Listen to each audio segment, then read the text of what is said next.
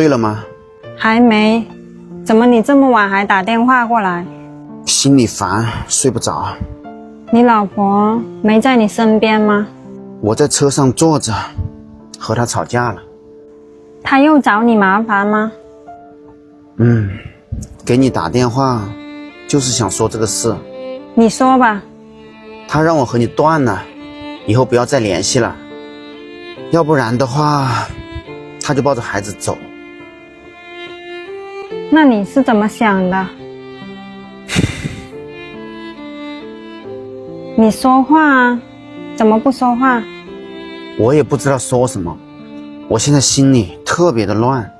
你答应他了吗？他让我写了保证书，让我以后和你彻底的断了，不然的话他就和我离婚，小孩也不让我看，什么都不给我，让我净身出户。所以你就放弃了我？我也没有办法，我也不想这样。你还是舍不得你的家。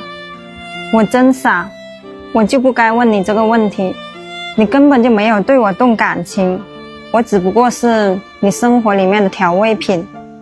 如果我们早一点认识，一定能过得很幸福。但是我现在真的没有办法给你一个承诺，给你一个家。算了吧，你以前对我说的那些甜言蜜语全都是骗我的，我认了，是我自己傻。我们曾经那么深爱过，我知足了。在我心里，我已经算嫁给你了。